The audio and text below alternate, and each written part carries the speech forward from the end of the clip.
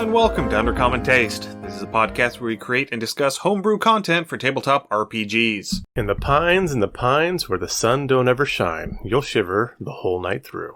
I'm Ian Woodworth. I'm joined by my co-host James Daly, and today we're continuing our talk about North American cryptids. Huzzah!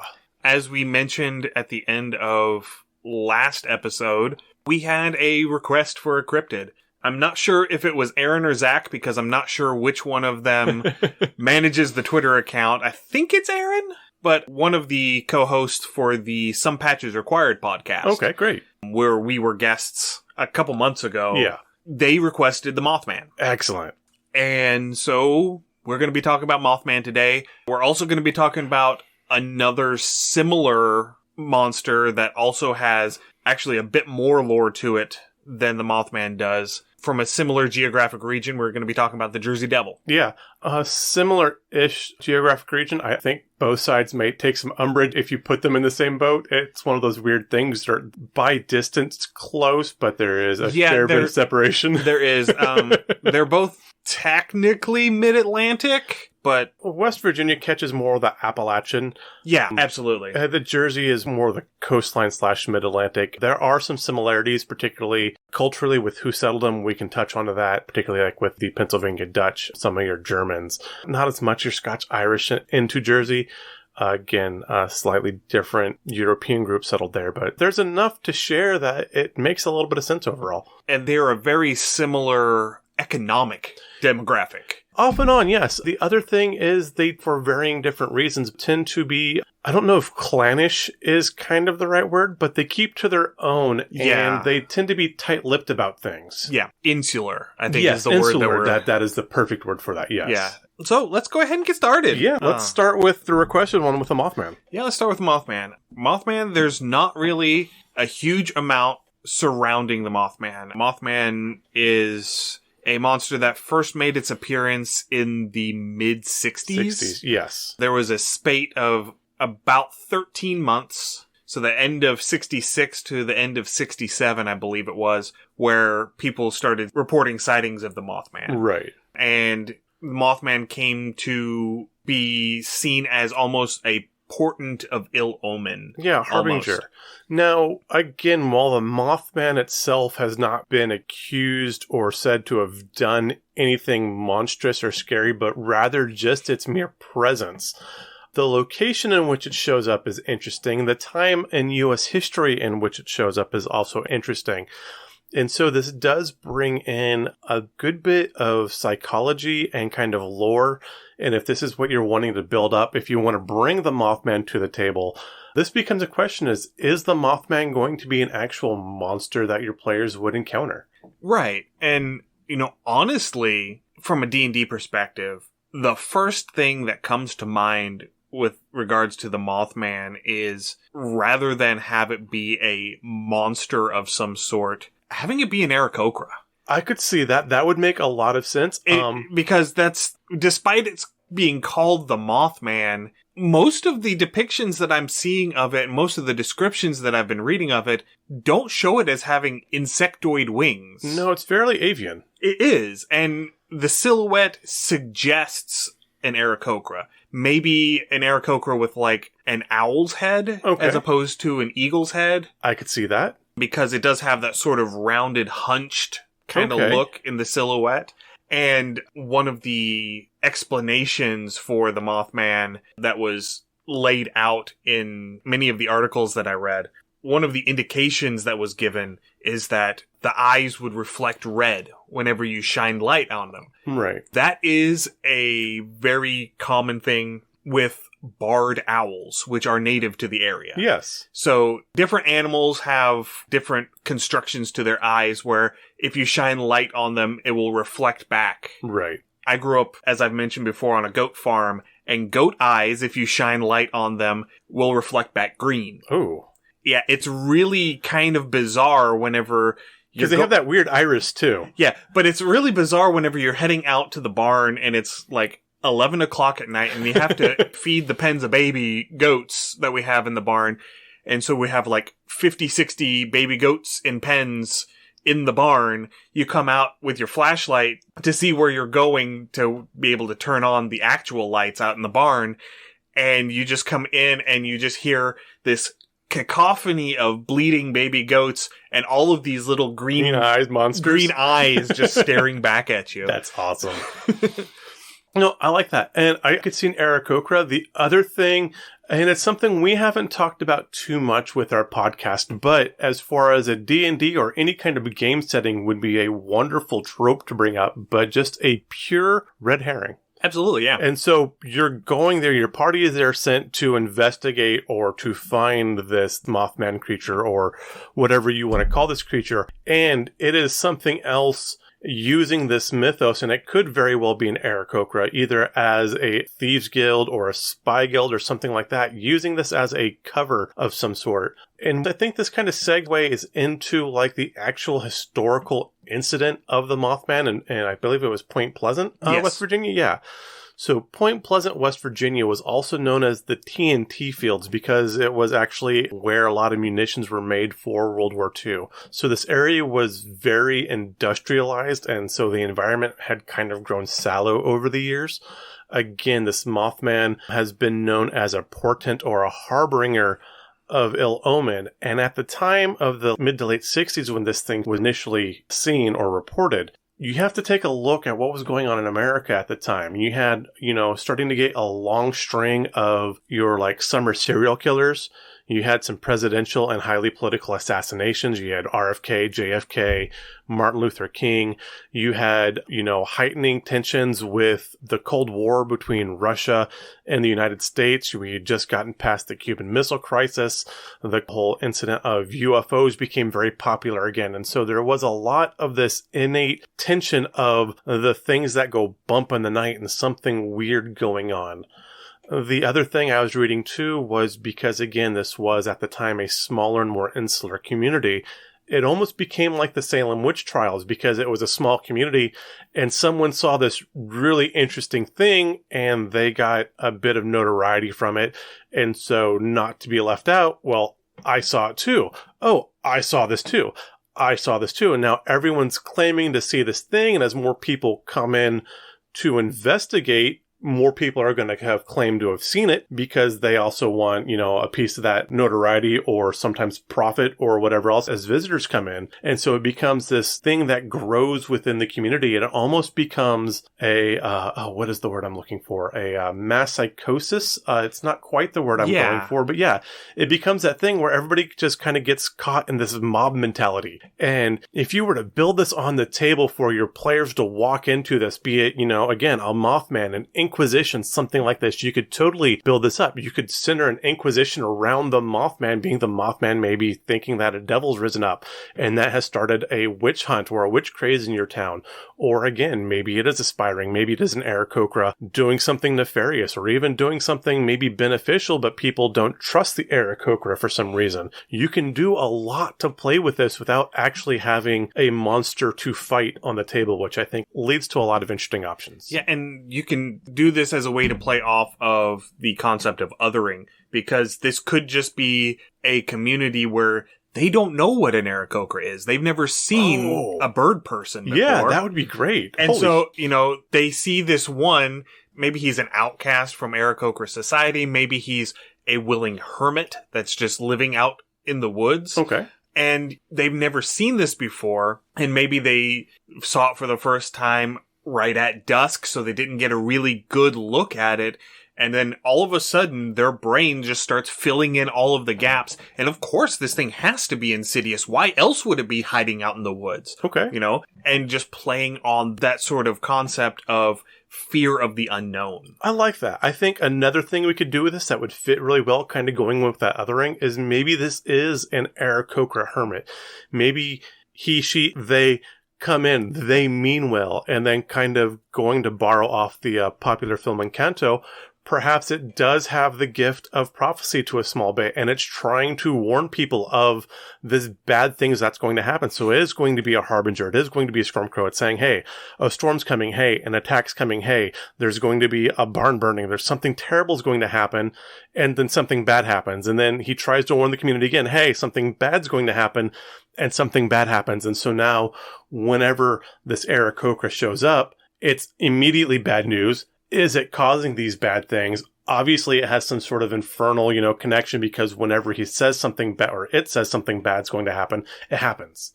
And so now there's a fear and an anxiety building around this creature as well. Yeah, and, we could possibly even tie into it a little bit of mythology, say something like Cassandra. Oh, yeah, Cassandra's Tears, yes. Yeah, where Cassandra in Greek mythology was an oracle who was able to see the truth and speak the truth, but no one ever believed her. Yes, and that would be great. That was her curse. Yes, and this ties into, as I was going and reading different accounts of the Mothman, and again, more with West Virginia and the Appalachia, that Scots-Irish that is found a lot through the Appalachia. You still have this kind of lore that happens in, quote, quote, the old world. So in Scotland and Ireland and throughout Europe, you do have these creatures that are harbingers. They do warn of ill tidings, and they very often are reviled because of it. Right, because rather than viewing it as a warning to prepare for the coming incident, whatever the bad thing coming up happens to be, they say, oh, it wouldn't have happened if they hadn't showed up. Exactly. They're bringing the bad things with them. Yes. And so, yeah, I think building this up on the table could be really fun. Or we could take the modern take of this thing, and maybe the Aarakocra did steal your catalytic converter. Yes. In which case, that would tie it back into a thieves' ring, and maybe they are using this image kind of like a scarecrow, and it's keeping people away from a base of operations because there's this giant scary thing that no one goes near. Or they're using it purely as a decoy, as a thing to keep everybody's attention focused on. Oh, yeah. As misdirection. Oh, yeah, that'd be great. Because they're going and getting this whole community all riled up. And so now, suddenly, if anything goes missing, oh, the Mothman took it. Oh, yeah, the Mothman totally stole it. Exactly. Or they're so focused on the Mothman that they could run any kind of number of operations behind that no one's going to notice until after. Or maybe they're just going to form a Mothman removal service and then make the Mothman go poof because it is something they've completely created. Yeah, very Dragonheart. Yes. Yeah. And what I'm thinking is, they get the populace riled up to form a mob, to go out into the woods to find and deal with Mothman once and for all. And now town is empty. Oh, and they can just walk through and clean out the houses however they want to do. That would be vicious. I love it. It is the ultimate misdirection. Right. And it could be purely illusion. It could be, yeah. I mean, illusion magic is absolutely a school. Absolutely, yeah. Just have a programmed image, have a couple of really talented wizards with programmed image and just be able to run. Yeah, I mean, really, you could have a wizard or a bard, again, with like illusion. A glamour bard, yeah. And then a couple with some cantrips of prestidigitation for sound and light and minor illusion, and you've got everything you need.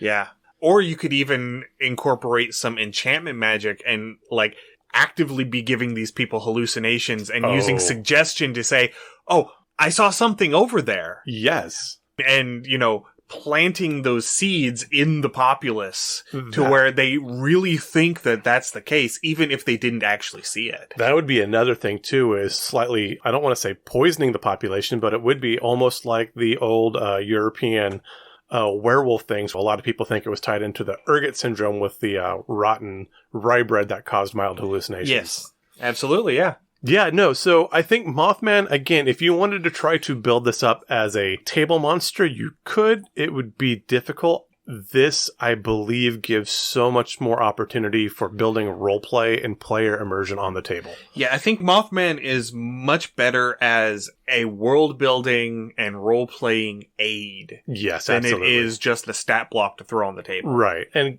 God knows I love Monster of the Week. I absolutely love Monster of the Week because I love seeing things that, okay, yay, another horde of goblins. Hey, another horde of orcs. I mean, you kind of get used to it. So when you see something new, it's fun. But again, that immersion is what makes a game memorable. And so having that there, and you can still bring interesting things. Maybe you have all of our cryptids thrown in at once and you're doing like a Scooby-Doo type thing. And sometimes the trail is just a false trail. And that is a very real thing. Sometimes it's a rich old white man in a mask. Exactly. Yeah. More often than you know. Yes. All right. So yeah, like I said, I don't know if we want to try to flesh out Mothman a bit more, especially since it's been requested. It makes it really hard to like, here's what we think. I say we probably talk about our next critter, and then we come back and maybe try to flesh these two out and see how we could set up a scenario where we could use both of these, though we've pointed out quite a few with Mothman already that I think would work very well. Yeah, I think so. So yeah, let's go ahead and move on to the Jersey Devil. So the Jersey Devil's one I grew up with. Again, I grew up between Central California and Central Jersey just because of where my parents lived at various points during my life. And so, like I said, this was one I grew up with. And this is kind of neat because a lot of our North American cryptids are very, very modern. I mean, we have Mothman from the 60s. Our last episode, we had Chupacabra from 95. Well, in fairness, the first instances of something doing what would later be attributed to the Chupacabra started being reported in the 70s. Fair enough, yeah. But still, yeah, that's only 40 years. Yeah, that's fairly new. But the Jersey Devil is a little bit older than America itself, which is kind of nice. Before it was the Jersey Devil, as Ian pointed out, it was the Leeds Devil. Yes. And so this one has a bit more of the tie to the European mythologies with the Fae and things like that. Miss Leeds was expecting her 13th child. And the story varies. Either she said this child's going to be the devil when she found out because 13 children's a lot to take care of. Yeah, or she said also the numerology around behind it, right. Yeah, 13 being an unlucky number. Right. Your 7th child, very, very lucky. Your 13th child, a bit less so. So she either said this child will be the devil, or she said devil take the child, as in she was so exasperated to find out that she was expecting again. Either way, this had supposedly invoked the devil himself, and so once the child was born, it immediately morphed into this creature that has several different descriptions depending who you listen to, but by and large it had the head of a horse, the torso of the human, wings of a bird, and claws, and then wings of a bat. Wings of a bat, okay. Yeah. Bat or bird, and then it flew out of the room. Yeah, it also had cloven hooves. Yeah. And a tail. Hooves. Yeah, and the tail. I forgot about both because of those, yes. The popular story suggests that once the transformation was complete, it went and walloped everybody in the room with its tail and then flew up the chimney and escaped. Well, I mean, they say that children can hear what's going on inside the womb, and I'm sure it heard a bunch of smack talk, and it was like, you know what, screw this shit. Yeah. And can't blame it too much. And one of the very important details is that it has a blood-curdling scream. Yes. And so the scream is what it is known for largely. And so, again, this ties back, I believe the myth began in 1775. 1735. Okay. That's the first date that I saw. Okay. But there is an account that I didn't go into and read more of, but the Lenape, I think is how you pronounce it. The indigenous people who lived in that area before the Europeans showed up. Okay. Also had a creature in their mythology. Yes. That fit kind of this description a little bit. It kind of does. The spirit was called Msing, I think, is how you're pronouncing it, which sometimes took the form of, quote, a deer-like creature with leathery wings. Yes, and this borders up against a very popular native creature that we have mentioned that we will not say the name, but begins with a W, that again comes from largely the Algonquin people, which roots through there. So you have the Iroquois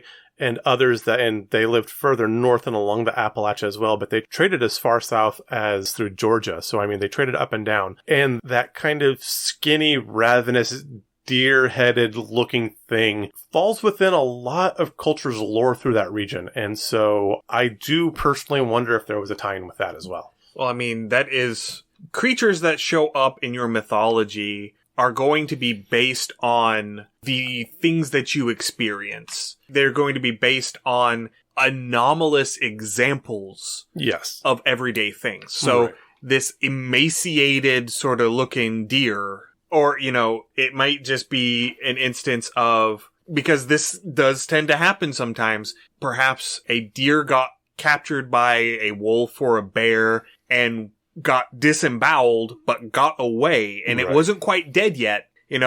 Wounded, but not. Yeah, a wounded deer with, its skin flapping. Right. And its entrails hanging out, or completely ripped out, that just hasn't died yet. Right. That, to me, says, a deer-like creature with wings. Yeah, no, that would not, terrifying. Yeah, and that would not be too terribly... I mean, it wouldn't be a common occurrence. No. But it would be just messed up enough... to start a mythos. No, I totally get that. And very different from the Mothman, the Jersey Devil has actions associated with it, and it is very much known to make people, we will say, disappear into the pines. So the central area of Jersey, this part of the Mid-Atlantic, is known as the Pine Barrens, and it's a wonky little area. It's not wonky. It can be nice. It can be pretty, but again, the soil tends to be not the best. The trees tend to be a little scraggly. There's a lot of mist coming up from the ground, so it does hold kind of this creepy natural vibe. It does have a bit of odor because there's a lot of salts and metals in the soil as well, plus you have the breakdown of these molds and things like that. So it's not quite a full swamp yet because it's very sandy. If it wasn't sandy, I could see it being almost like a fen or a bog, but because that water can drain some into the soil, it looks a bit different. But it has that feel to it, that swamp feel. And so, again, people were known for a long time to disappear into this. And as Ian stated, the thing the devil is known for is this blood-curdling scream. Also know this point of Jersey is where a lot of smugglers would unload cargo to bring in so they didn't have to pay various taxes on. And when government agents, be they British or later federal agents, went in to look to see what was being brewed in these pines or what was being smuggled or transported through these pines, these federal agents sometimes didn't walk out. And so hearing a blood-curdling scream from an insular group saying, "Hey, I heard a scream. You didn't hear anything, son." "No, I heard something. It was the Jersey Devil." Right. And that explains where the people went poof. Yeah, and again, talking about the sort of people who engage in those sorts of illicit activities, it is very common for them to booby trap their areas. Exactly, yes. And so it would not be beyond the pale to say, the excise man who is going to investigate to see if there's a smuggling ring back here trips over a booby trap and something particularly nasty happens to them that is not immediately fatal. Yes. That would elicit some certain sounds. Yes, and then you're going to, if they do extract themselves, they're not going to say, "Hey, I fell into a pit or a tree hit me." Looks like the Jersey Devil got you, because there was nobody around. Absolutely, yeah. And then coming through to the modern area, this area has still been used for, we will say, similar purposes, especially in the 60s and 70s when the mob was more of a big thing. This was a good place to lose certain points of evidence like bodies. They just kind of go poof. Right. And again, so even in a modern sense, again, people being insular, people not necessarily wanting to talk to outsiders. And if certain activities were happening and there was a certain scream before an end event, that absolutely was the Jersey Devil. Right. And so bringing this one on the table, again, we could do this one as a red herring or a society markup again, and we could do it along those lines, very similar to the Mothman. But I think the Jersey Devil does lend itself a bit more to a stat block and a table creature. Yeah, I would agree. And there are numerous devils. Yes. In D&D that we could draw from as inspiration. The monster that I first thought of whenever I was reading about the Jersey Devil as a potential base to build off of is a demon that appears in 5e in Mordenkainen's Tome of Foes called the Bulazau. Okay. It's sort of a very gaunt, goat-headed demon, which plays into sort of the description of being a very gaunt, very slender, almost stretched depiction that you see with the Jersey Devil. It has the horns, a goat head sort of fits into that horse-headed or horse-faced sort of description that you get sometimes with the Jersey Devil. The only real drawback to that is that it doesn't have wings. So that would be the first thing we would have to do. The Buluzhou is considered a very aggressive demon, and it is also a harbinger of pestilence. So that sort of plays into the sort of fetid area that the Jersey Devil is said to inhabit. Well, again, the Pine Barrens themselves aren't quite fetid. They're actually, again, it is, I'm not going to say vibrant. There is a life there, but it is dry and swampy. So I can kind of see that because molds and mosses do proliferate here quite well. And unfortunately, Jersey does have that old mythos of the odor from, a lot of the dumping from the northern parts. And again, this area does have that swamp feel. This would fit. The two things I would definitely change, it does have that barbed tail attack, which I like. So yes, it will need wings. It absolutely needs a claw attack. I would almost want to add a terror ability, something more than frightened. It needs a scream. It needs a scream, and it needs to create fear. It needs that terror ability. More than just being frightened, it has to shock people. Yeah, I think we might be able to draw inspiration on that account from the Banshee. Yeah. Because the Banshee has that scream ability that, if I remember correctly, not only causes fear, but also deals psychic damage. Yes, that would be perfect. But you had another option. I was looking in this because the Buluzhou is demonic and not quite devilish, and within D&D there is a difference. And so the one I was looking at was, and I can never say this thing quite right, but the Abyssal. And this is a devil and draconic mix almost. And again, you do get that elongated, not quite horse-looking face, but you do get that longer look. It is winged. A lot of them do have the draconic tail as well as claws. Right, and the Abishai are actually a very good fit because a lot of the descriptions of the Jersey Devil that I was finding do have that sort of draconic aspect to them. It is presumed that the original description of the Jersey Devil, or the Leeds Devil, actually plays into the arms of the Leeds family, which had a wyvern on it. That pulls in really well. I was unaware about that. A wyvern being a dragon-like creature, right, which only has the rear legs, and the forelegs are incorporated into the wings. Correct. And so that sort of silhouette of a standing wyvern would fit pretty closely to the description of the Jersey Devil. Oh, absolutely, yeah. And given that the Leeds family were fairly unpopular at the time. Well, because the initial member of the Leeds family was creating an almanac, and he was a member of the Quaker community in the area. And they strongly condemned him for releasing this almanac, saying that it was creating too many ties to paganism and the occult, which were considered blasphemous. Correct. And so he just doubled down on it and ended up leaving the Quakers and converting to the Anglican Church, I believe it was. I'm not sure who converted. It was another one of the Protestant groups. And he ended up throwing his lot in with, at that time, the current governor of New Jersey, who was very unpopular with the Quakers. Yeah, that'll happen. And at one point, his almanac ended up in direct competition with Benjamin Franklin and his Poor Richard's Almanac. I was unaware of that. And ultimately, there was a feud between the Leeds family's art almanac, particularly once his son took over, wherein Benjamin Franklin, in Poor Richard's Almanac,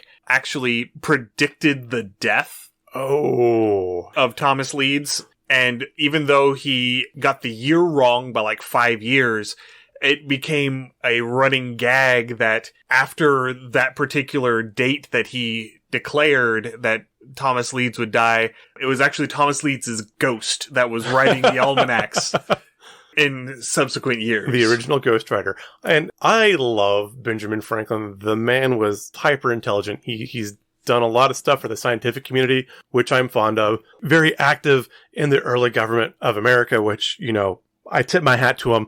All of that being said, Benny Boy could be quite catty. I'm just going to throw that out there. He could be just a little bit. catty.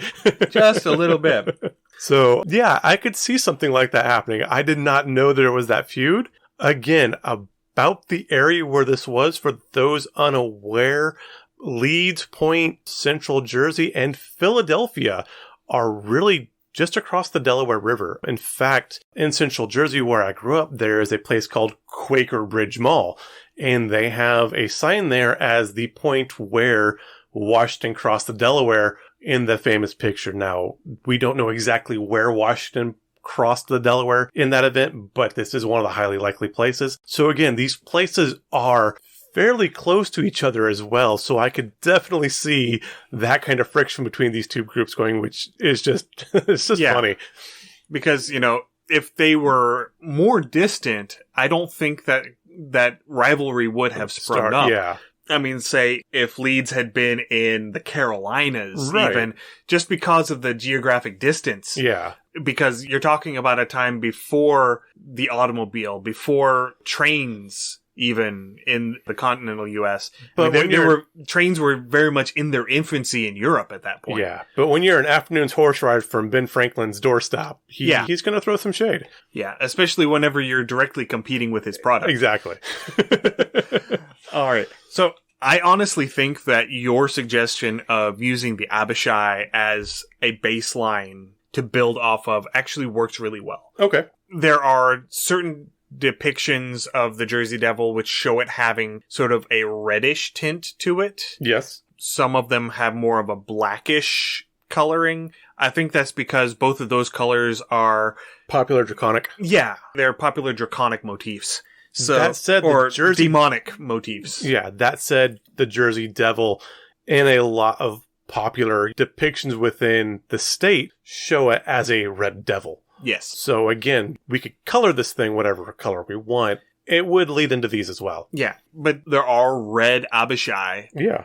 So that would be a good place to start from. And in order to more accurately tie it into the mythology of the Jersey Devil as opposed to the mechanics of the Abishai, I would say replace its fire breath with this scream. Perfect. So going off of what the Banshee is capable of, because I suggested we should tie into that, the Banshee in 5e with its wail, if you fail your saving throw against it, you're immediately dropped to 0 hit points and fall unconscious. Okay. I think that might be a bit off. I mean, if you succeed on the saving throw, you still take 3d6 psychic damage. That's a bit much. I'd either make that saving throw like a 5, something incredibly low. The saving throw is a DC 13. Okay, It's a DC 13 con save. Okay, yeah. That's not terrible. I would change it from a con save to a wisdom save. Okay. Because you are directly affecting their perception. Okay.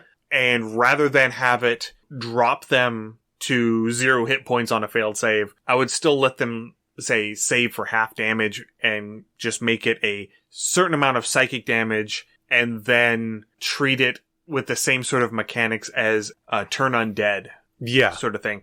To where if they fail their saving throw, they must flee from it. Yeah. They have to use their full movement to get away from it. They can't get close to it, Well, if we're doing that, the Abishai does have just innately the, quote, frightening presence. Right. It does have that fear aura around it, and we could even just tie it into that and give it a scream. I mean, we could give it the scream for range. At that point, the scream could just be flavor if we're giving it the frightening presence. Well, I think the frightening presence is actually an action, because that's how dragons work. Okay. You use your frightening presence as an action, and then you do your multi-attack. Okay. And so that would be a thing to keep in mind as well. But I think because the Abishai still have their draconic breath weapon, right? I think replacing the breath weapon with the scream. Okay. So that way they're dealing a little bit of psychic damage and causing this fear effect. Yes. And basically what I would suggest is,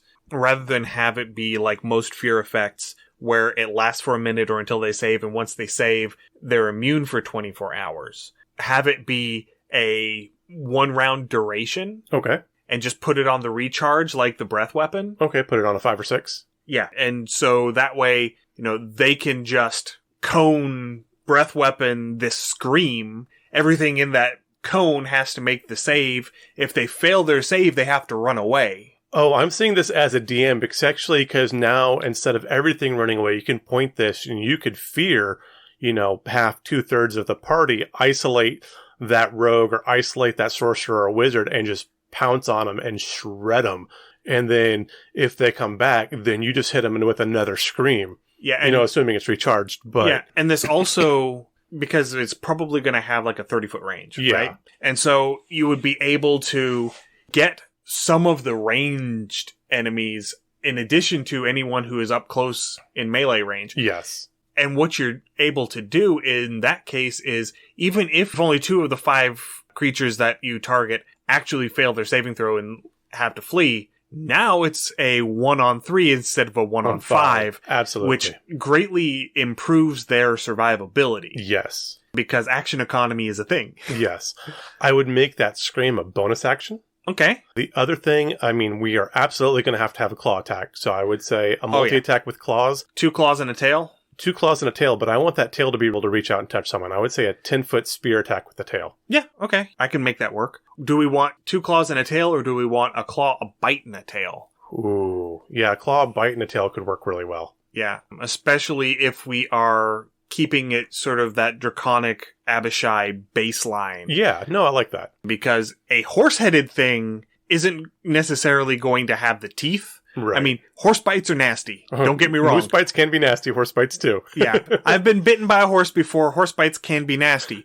But they're not dragon nasty. No, they're not. So that would be something that we could play with as well. I like this temperament. This thing is going to be territorial. Absolutely territorial. Absolutely territorial. Absolutely chaotic. Almost certainly evil because, again, it is devil/demon. So, well, in that case, we would have to figure out whether it is going to be devilish or demonic. Because demons are chaotic evil, devils are lawful evil. See, now I could see it because, again, tying it in with that whole almanac thing, and you could make this thing extremely lawful and tie it in with star phases or things like that, celestial phases. That could be fun. We're just pure chaos. I love chaos. Thus the term chaos. Woohoo. Oh, I don't know on that one. Devil's in the name. Again, we can tie it in with the almanac and make it somehow celestially tied. Or even seasonally, something with like the tides or the moon phase or something like that. Yeah. Just pops up at certain times of the year, which would be really fun. Again, something celebrated more so when I was in Jersey, less so in other places, but quote, quote, Devil's Night. It was the night before Halloween where all the creepy things came out. Kind of just an extra spoopy day. Yeah. So that would definitely tie in with that time of the year type thing as well. Ooh.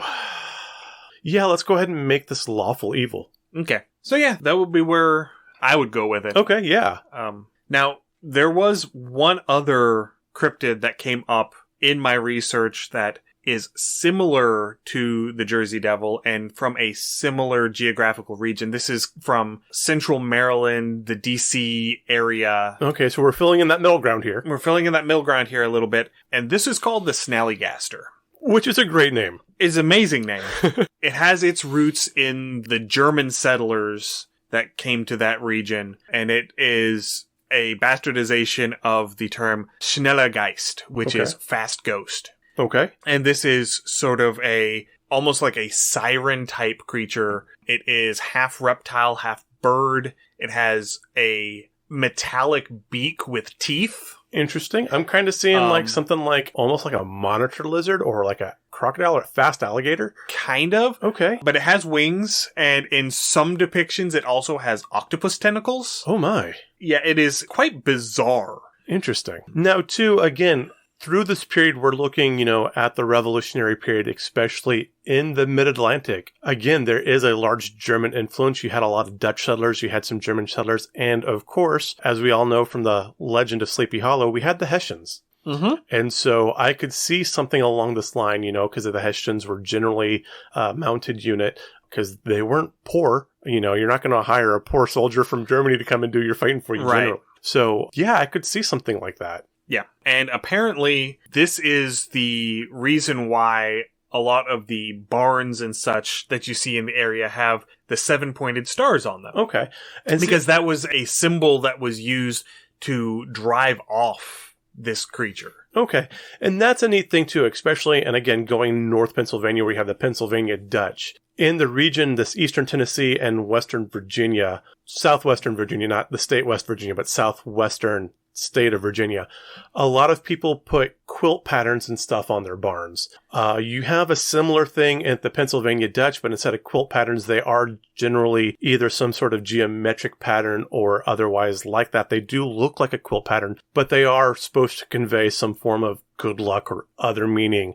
And so the 7-pointed star for the Snellygast is kind of neat. Yeah. And a lot of the quilt square depictions that you see, I'm not 100% certain because I haven't really studied this area a whole lot, but quite frequently, whenever they were first used, they were used as signals for the Underground Railroad, for escaping slaves, because certain patterns would mean certain things, kind of like hobo code. Right. And so I actually do docent at the William King Museum, and I do talk about this. Unfortunately, this is a wonderful story we have. We have no first-person evidence of this. We have no primary sources that this happened. And so there are groups that are looking for a base code for this to say, yes, this is. We have the oral history that they did it, but we don't have anything like a key or anything to physically prove that yet. And I'm hoping we find it. I would hope so too, but it makes sense. It really does. It makes a whole lot of sense that there is no written example of this, because you don't want that written documentation of this is what all of these symbols mean falling into the hands of the slave catchers. Exactly. Because now they'll be able to just ride along and they'll see this quilt hanging up and they're like, oh, these people are complicit in the escaped slaves. Exactly. So we're just going to go and harass them and, we'll be able to do our job easier. Exactly. And so that is a really fun point of history in the area. And like I said, I know there are groups trying to find some more concrete proof for that. That is one of those things that if it's not true, I really, really, really, really hope it's true, and this type of coding within quilting and blankets has been used throughout history. Tale of Two Cities has a great example exactly, of that too. Yeah, I was about to mention that the knitting and the different stitches being able to be translated. Yeah, absolutely. So I think that kind of wraps us up, unless we want to go ahead and further flesh out the Jersey Devil with an actual stat block. We can just generically do it. So stat-wise, for the Jersey Devil, I think this is going to be another one, kind of like the Chupacabra, that is more dex and less strength. Yes, though I think this is going to carry a much higher CR to it. Absolutely, yeah. I'm thinking something in the CR 6 to 8 range. Yeah, maybe? I could see that, because this is going to confront a party on its own. This is a thing of nightmares and terror. Yeah, and it, like you mentioned, it is very territorial, and it's not going to stand by and let other things encroach on its territory without response. Right. So this would be something that maybe a +1 or a +2 to strength, and then a +3 or +4 even to dex might be okay. I could see that. While it is winged, I am apprehensive giving it a fly speed. I would give it a heightened jump length and height. We could do it as in it can only fly for 1d4 consecutive rounds, and then it has to land, and then it can't fly again for a minute. Okay. And that would give it a fairly low fly speed as well, because while it is gaunt looking, it is still heavy bodied. I would give it a fly speed equal to its movement speed, so 30 feet. Okay. But that would also give it the chance for some maneuverability. It would allow it to do flyby attacks with its tail. And scream, which... Oh, yeah. Oh, yeah, okay. And if we're giving it the scream as a bonus action, it can bonus action scream, and if something that is in melee range with it turns and runs, it can use its reaction then as an attack of opportunity on that creature as it's running away. Okay. With the wings, and again, this is just my visual perception, because again, the pine barrens, these are pine trees, they're not huge trees, they're, 2-3 feet across. They're not massive, but I could see this climbing up a tree, kind of like some of the larger bats, and doing a drop attack for an ambush attack. Yeah, I think that it would definitely be using its wings to glide. Yes. And in that case, because it's going to be going up into trees, I would also give it a climb speed. Yes. A climb speed equal to its movement speed. So it's got 30-foot move, 30-foot climb, 30-foot fly. Okay. But the flight is limited, so it can only fly for 1 to 4 rounds at a time. Before it has to land. Before it has to land. Okay. And then once it lands, it has to stay landed, it can't fly again for another minute. So it has to wait a full minute before it can fly again. I like that. That sounds correct. This is going to be primarily a terrestrial creature with wings. Almost kind of like a sugar glider in a way, where the sugar gliders themselves can't fly, but they can glide for days. Yeah, sugar gliders, flying squirrels. Yeah. Those sorts of creatures, yeah. Even some of the birds in this area, like wild turkeys. Yeah. Wild turkeys are capable of short flight. They like to roost in trees because it gets them away from predators. Yeah. But they can't fly the way that a lot of other birds do because they're just too big. Yeah. Okay. I like that. Intelligence, this thing is going to be intelligent. Absolutely. Yes. I would say a +2 to 3 on intelligence. I'm going to say probably about a +2. +2? We don't want to overstat it too much. And again, it's not using anything as far as the way of magic, so that's not the wisdom score. It's going to be fairly perceptive, I think. Especially if it is that territorial, it's going to be paying attention to its surroundings because it wants to know if something is encroaching. Yeah. Constitution-wise, probably a 0 to +1. I'd do a +1 to +2. Okay. I mean, it doesn't look very imposing, but I think, especially if we're making it a fiend, it's going to be kind of hardy. Okay, fair enough. And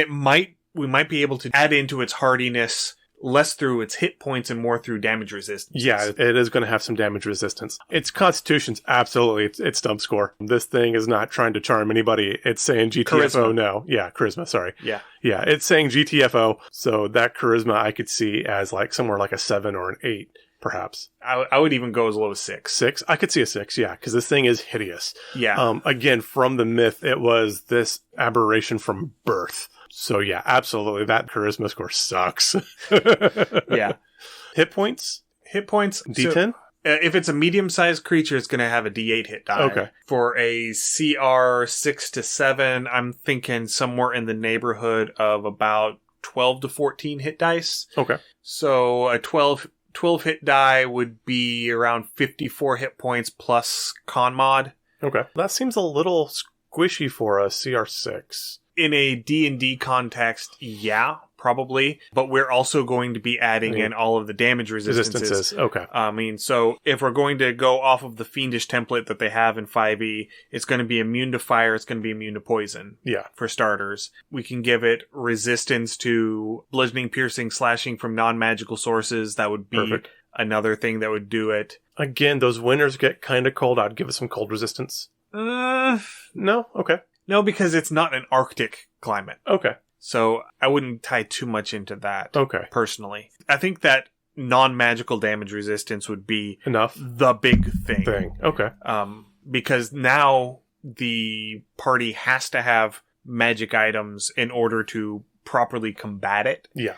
And by the point you're facing a CR 6-7 monster, you should generally have +1 weapons at least. Right. With the multi-attack, 3 attacks per round, you do 3 claws, 2 in a bite, or a bite, claw, tail. Bite, claw, tail, and the scream as a bonus. The scream as a bonus action. So it's going to have an awful lot of offense. Yeah. And that's what's going to really ramp up. And I would even give it legendary actions at this point. Okay. I mean, it's on the low end for what you would want to give legendary actions to, but it fits the theme. So what kind of legendary action do you want this thing to have? For one, it's going to be able to hit something with its tail as a legendary action. Okay.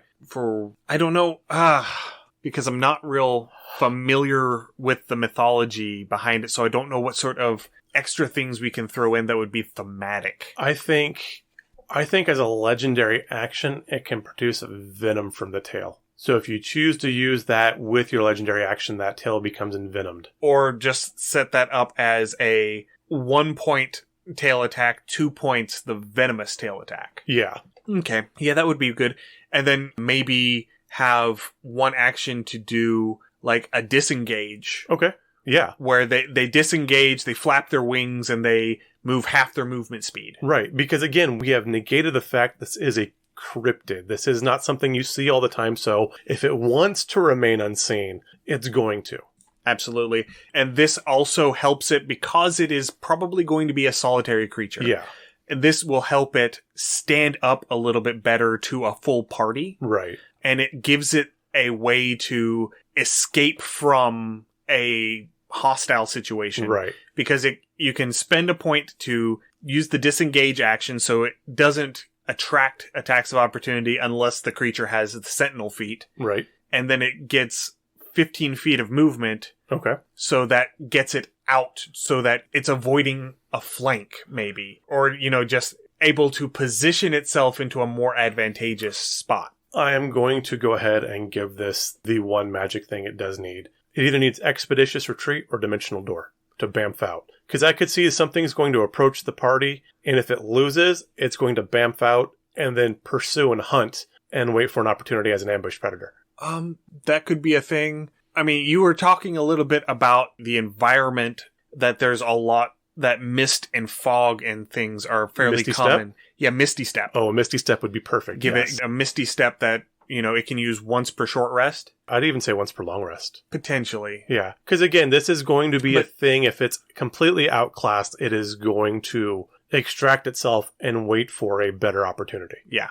Okay, that can work. We have made something kind of scary for the table. Yeah, I like it. I do too. I mean, it'll take a little bit of tuning once I actually start writing stuff out to get it dialed into the challenge rating where we want it. But I think we have a decent framework. No, we have a good skeleton. Yeah.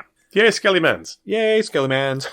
All right, I think that brings us about to the end of today's episode. Yeah, I think so. I think we did really well. While, again, the Jersey Devil absolutely lends itself to a table creature, the Mothman as a scenario setup, or even a story hook, or even just a storyline centered on the Mothman, I think lends itself to a better story personally. The Jersey Devil is going to be a one and done, but that Mothman, you can come back to it session after session after session. I think that has a great amount of lore to build for that, which I would love to see at a table. All right. Well, thank you everyone for listening. If you have any comments, suggestions, or ideas, or if you have a cryptid that you want to suggest us cover in our next episode, send us an email, undercommontaste@gmail.com, or send us a direct message through our, what's the word I'm looking for, our tiny bit of inertia over on Twitter at UCT Homebrew.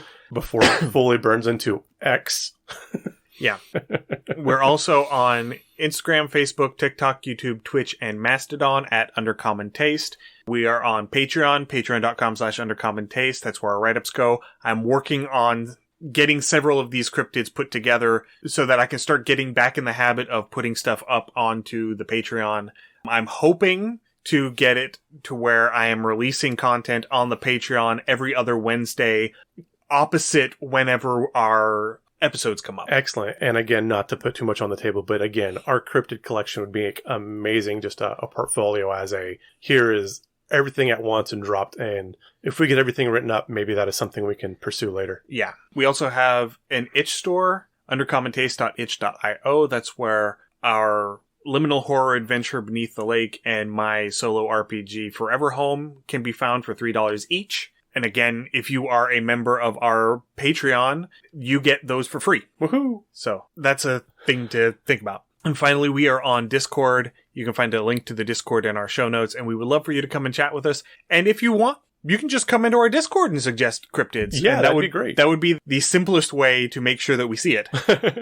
If this is your first time listening to us, welcome. We're so happy you found us. You can find our other podcasts wherever you find your podcasts. As always, please subscribe, give us a rating and review. This helps increase our visibility and lets us know what kind of content you want to hear more of. Stay safe, stay away from the cryptids, stay out of the forest at night, and we will see you all in 2 weeks. Happy gaming. Thanks for joining us for another episode of Undercommon Taste. Our theme song is Massacre Ann, written and performed by Mary Kroll and used with permission. You can find Mary online at marykroll.bandcamp.com or on Patreon at patreon.com/Dr. Mary C. Kroll. Our logo is by David Sutherland. You can find more of David's work on deviantart.com/David Sutherland or on instagram.com/Willex_73. We'll be back in 2 weeks, so stay safe and we'll see you then.